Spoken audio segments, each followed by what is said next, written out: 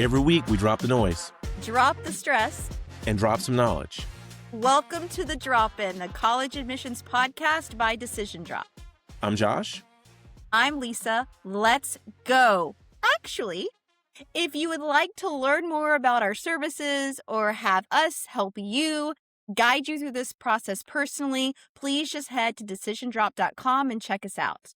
Okay, for real, let's go. All righty. Episode 2, we are back. And in this episode, we are going to talk about one of my favorite topics, GPA. Oh, GPA. I mean, it's really just like 3 letters. But Josh, I kind of think that it's like the most misunderstood part of the application if we really think about it. It really can be. And today, we're going to spend some time talking a little bit about how colleges will translate or use a student's GPA as they're evaluating the application. If you've ever looked down and stared at your transcript and you thought, golly, like, is this good? Is this bad? Then, I mean, you really are in the right place, and this is the right episode for you. Yeah. And so we're going to start our conversation with just the conversations that we've had with a lot of our students and families. And sometimes those conversations can kind of trip a student up because when we start talking about how colleges evaluate a GPA, a student will look at their transcript and say, well, let's assume the student has a 4.0 GPA. They'll look and they'll say, well, I have a 3.8. And so they think that generally means that the GPA is applied the same way at the college as it is at their high school. And so we both know, Lisa, that's not the case for reasons. One is that sometimes high schools will provide additional weight to students' GPAs, depending on if they're taking, AP classes, IB classes, honors, college prep, dual enrollment, you name it. So that could potentially be inflating a student's GPA. And on the college side, they may strip out those weights because they want to put all the students on an equal footing. So, an A may just get 4 points and not a 4.3 or a 4.2 or whatever additional weight that a high school may have added onto it. So the student's GPA may not actually be what they think it is. Additionally, colleges deal with students from high schools across the country, and they have different GPA scales. You might, as I mentioned before, have a 4.0 scale at your school. Some students have 7-point scales. Some students don't have any grading scale. Instead, the schools use what are called personal narratives, where they talk about, the student in a written format. So colleges have a lot to juggle when they're trying to evaluate a student's transcript. So again, that 3.8 may not necessarily be exactly what you think it is. Right, because I think it's good to use a couple examples. So I know I live in Florida, so I work with a lot of students that want to apply to the University of Florida. So here's something to think about. UF recalculate what's called a core GPA, a core weighted GPA. So it's a weighted GPA of a 4.0. So UF gives extra weight for APs, IB classes, ACE classes, core dual enrollment courses. They even give a small bump to honors, pre-AP, pre-IB, pre-ACE. And I think sometimes families, when they see the GPA that a UF reports every year, which keeps getting higher and higher, as do most colleges, then they think, oh my gosh, that GPA looks so much different than the GPA on my transcript. And there's no way that I can be compared or that I'm going to get into the school, or, they just don't realize that behind the curtain, that a school was basically recalculating GPA. So going back to what you were saying, Josh, like they only look at core academics. So they're not looking at PE or art. Then you have the University of California systems, right? They're even more different. So you have GPAs where their calculations focus on an A through G course system, which they do a beautiful job laying out on their websites, and it tells you what classes equal what A through G, and then they actually only look at 10th and 11th grade semesters. So they're not even looking at 9th grade. So there are some schools that look at 9th, 10th, and 11th, and there are other schools that only look at 10th and 11th. So see how complicated this can be? I think it is really hard for families to truly realize that. So going back to the UC system schools, they're looking at courses around 10th and 11th, including summers around those years. And they also give extra points for approved, which is really important to remember. So it's not all honors level courses, but it's approved ones. But there's also a cap of the extra points that they're going to give you. So again, it's an extra added layer. And I know that students and families are going to look at GPAs and see what the UC schools are reporting. It's definitely not going to be the same that's on your transcript. Right.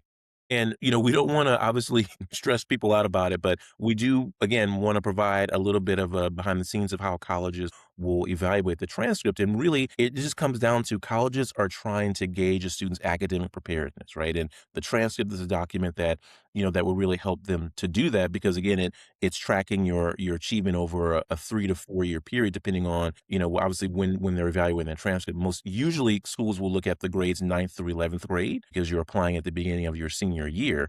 So they're really just trying to gauge your academic preparedness. And sometimes that disconnect can be when your high school is counting certain classes at a certain level and the college is maybe not counting those at the same level as your high school is. And so I think that it's really important. Yet those core classes are always going to be important. So your English, math, science, social science, world languages, etc. You're always going to want to try to make sure that you're doing your best in those. Elective classes are great. They can help you to explore different kinds of passions, explore different talents, and certainly getting good grades in those, those are important. It makes you feel good. It makes your parents feel good. But the colleges for those elective courses may not be counting those at the same level, which again can lead to those discrepancies in your GPA. The other thing, Lisa, and I don't know if we want to get into this, is grade inflation is real.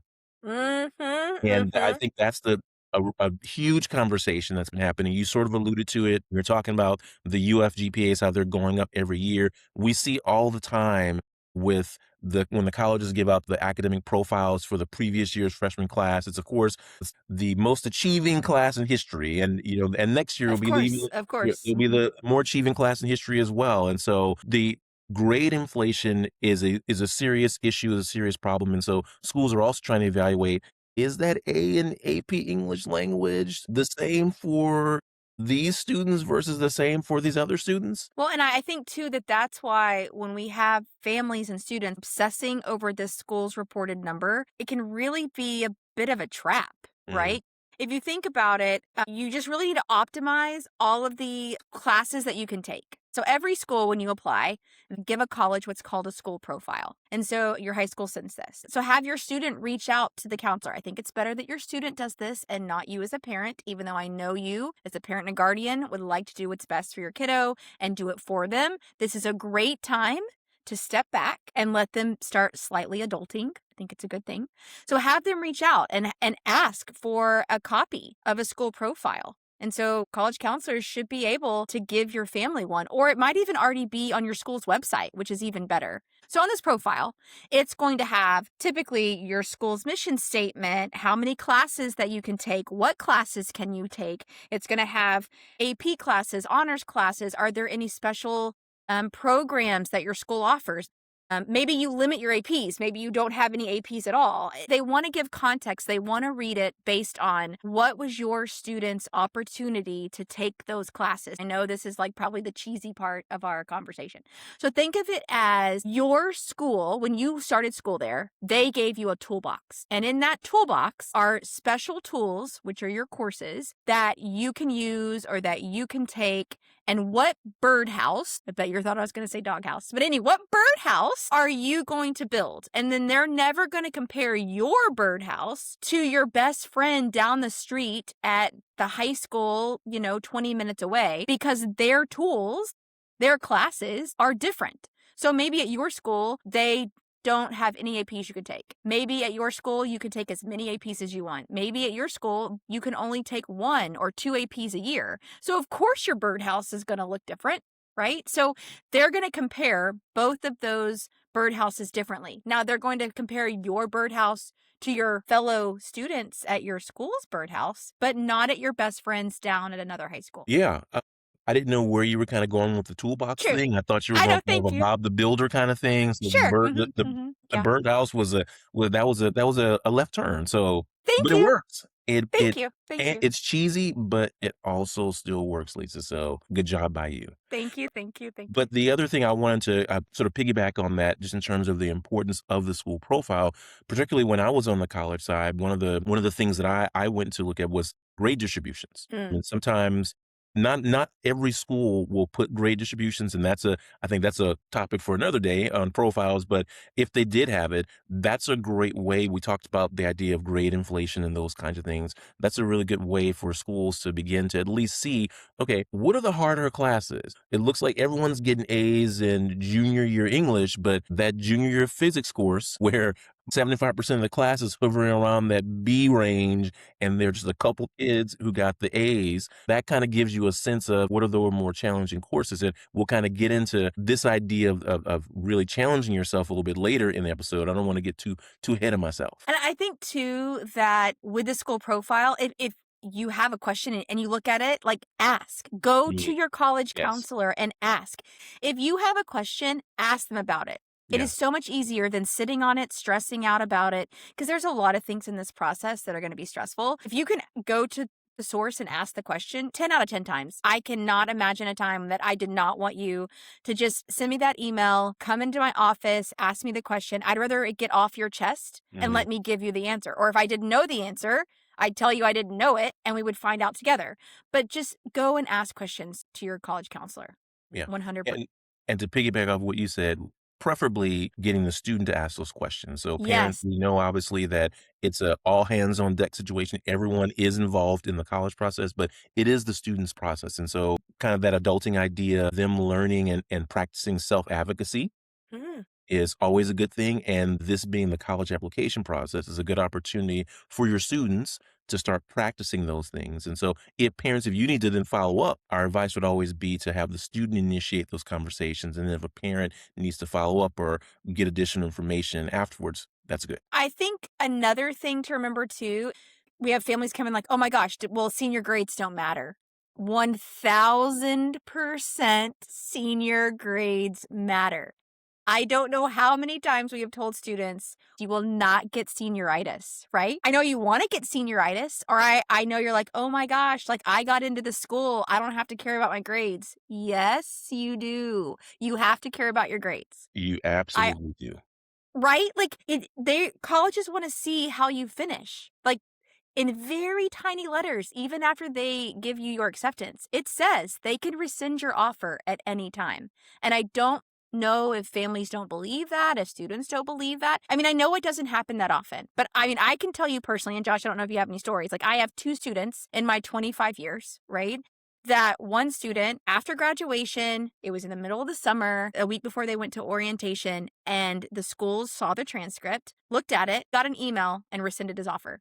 He got it taken away. Could not go to school there. They called the school. We scrambled. Like, there's a lot of things that come with that. Now, I'm not saying, oh my gosh, I went from an A to a B or a B plus to a C. You can have some slips. And there could be reasons that you have slips. Yeah. And you can give context. There's always context to the stories that you can give. But you don't want to slip. You don't want to have senioritis of your entire rest of your senior year. Like, if all of your grades slip, then there's probably an issue. And if you can't explain that issue, oh, I just didn't want to come to school, or I was just done.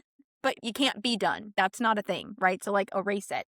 And then I had a student a couple years ago that there were 3 classes that they let slip, and it was pretty significantly, but they just didn't try. And sure enough, I got an email, our school principal got an email, parents got an email, the student got an email, and it all just said, we're so excited that you're going to join us here on our campus, but we saw, and not a but, and we saw your transcript. And we hope, and hope was in all caps, that you will proceed to do better your first semester, or we will have to revisit your admissions. And that was telling. Yeah, and that can really be stressful for students. So I've only had it happen a couple times as well. I had one rescindance of acceptance and one warning, right? So it was a school where you got to send them a progress report. So even after the mid-year report, they still requested a progress report kind of around that third quarter, and the student wasn't doing great. And in fact, felt like school was optional at that point. So, but Nice. so they got a warning,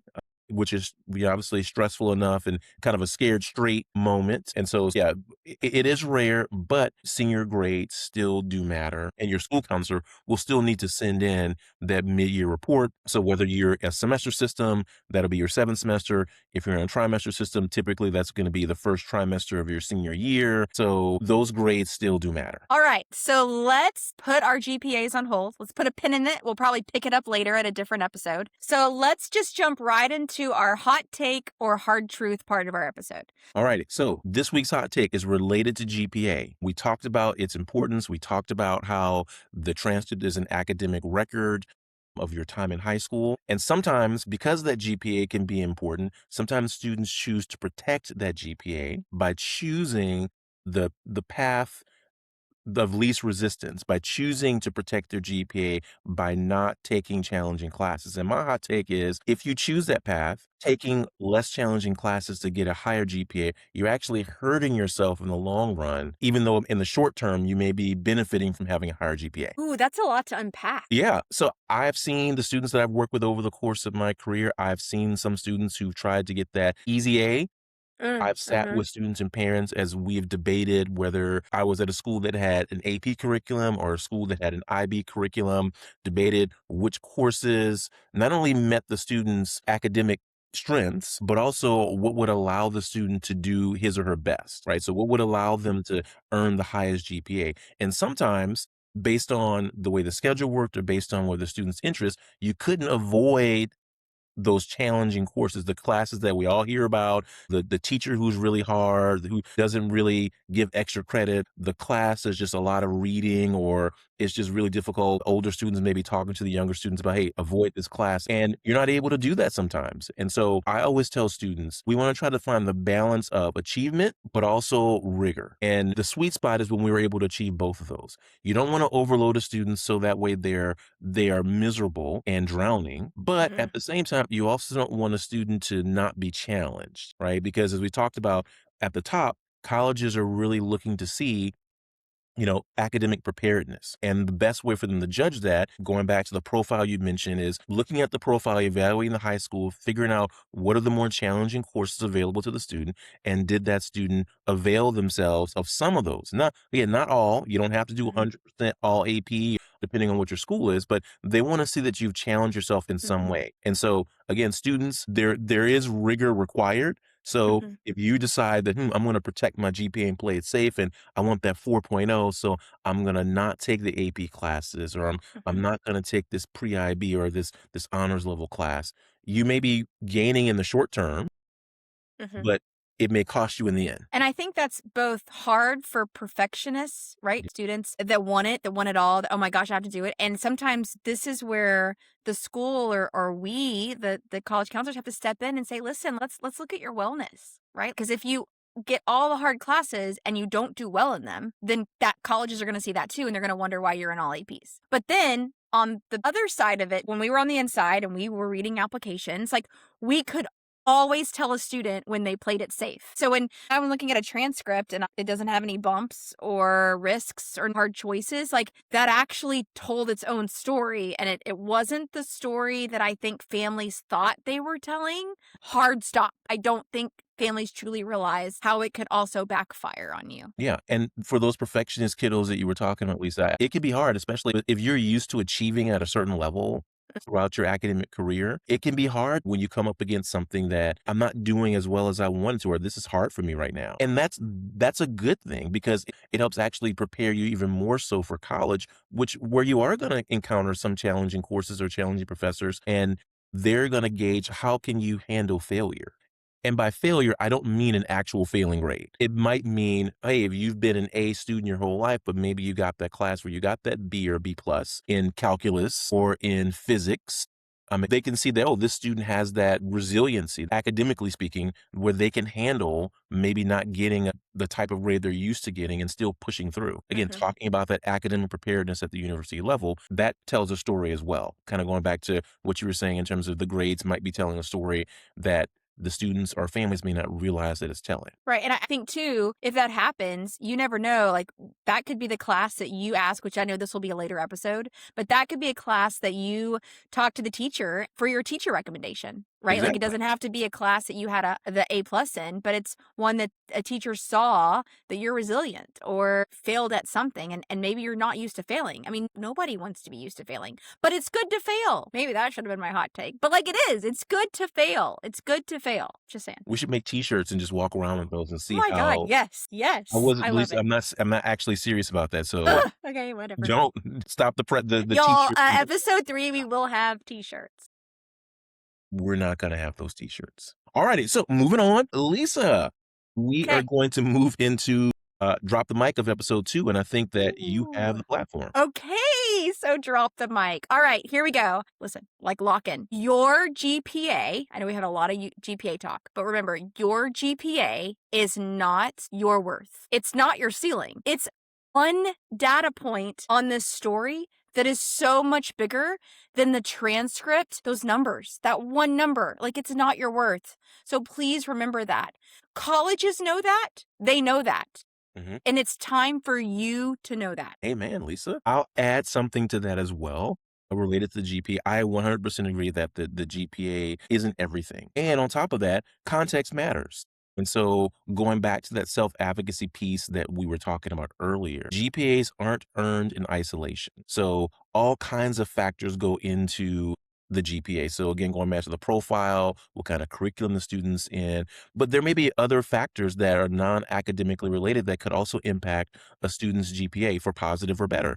And so you always want to make sure that you're advocating for yourself. There are various parts in the application where you can provide additional information about your GPA. That can be in the form of your talking with your counselor, his or her letter. We talked briefly about teacher recommendation letters, and I know we'll have that coming up in a future episode. But all of those things together provide additional context for a college or university as they're evaluating their application. So it's not simply the GPA and the transcript, but all the things that sort of go into who you are, who you were as a student at the high school, and that helped or shaped or impacted your GPA. So I think truly, if you got anything from this, drop the mic. It's that knowledge is the leverage in this process. Always, always. Yeah. We got to get some sound effects. Like we just like, like if you just like throw the mic down or something like that, would that work? Maybe. Okay. All righty. So awkward transition here. Next week, if we're still here, Mm-hmm. do we have sponsors? No, we do Well, not. we can. So if If you would like to, let well, us know. if we did, I think they left after what just happened. Anyway, so next week on Drop In, we're going to tackle something that every junior and senior is staring down right now. It is building your college list, but the right way. And that is important because building your college list the right way makes sure that you are not the senior who's deciding to add those 20 schools in mid to late October because we didn't do that. Right. So we're going to walk you through exactly like how to build a list, but it's actually built around you. I know, a bananas thing, right? So it's like your goals, your fit, what you want to do, your future, but it's not a list built out of fear, because that is super important. Exactly. And so we think that's pretty important. So students and parents, we feel like you definitely want to hear this one. So remember, we're Decision Drop. We're making your college journey collaborative, simple, but most importantly, yours. And remember, if you would like to learn more about working with Josh and I, or let us help you guide through this process personally, please click over to our website at decisiondrop.com and drop us a line. Thanks for dropping in, y'all.